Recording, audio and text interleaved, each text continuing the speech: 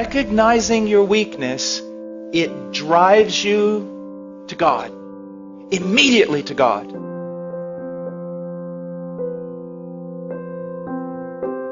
Believing in faith that He's the fountain He claims to be.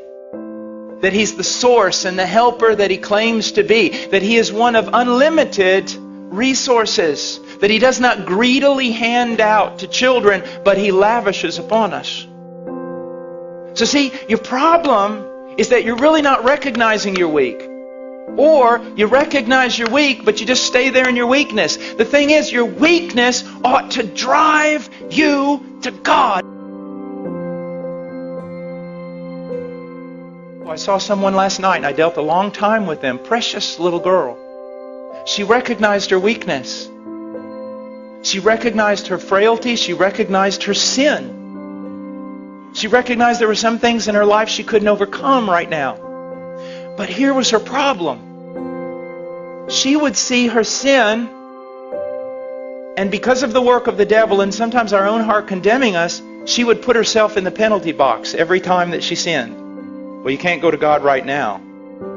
You can't just keep running back to Him. I mean, you sinned yesterday and you repented and asked for forgiveness. Now you've done the same exact thing today. I mean, you run back to Him. You're just a hypocrite. You don't appreciate God. You don't have a high view of God. What do you think? God just hands out pardon to everyone?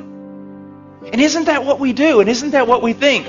We sin, a sin that we've already sinned and already repented of, and because of it we think we need to put ourselves in a penalty box for a little while, at least a couple of days, and try to work our way back into favor before we come to God. Because if we think, actually, you mean if I go back every time I do this, just immediately, not only going back and asking for forgiveness, but expecting forgiveness, isn't that hypocrisy? Isn't that a low view of God? Isn't that treating God as a forgiveness machine? No, it's being biblical. It's what poverty of spirit is supposed to do to us.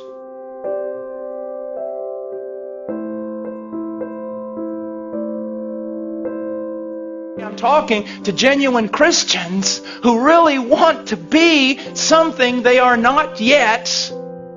But when they find themselves frail and they find themselves weak and they find themselves sinning the same sin, they kind of huddle over here and wait.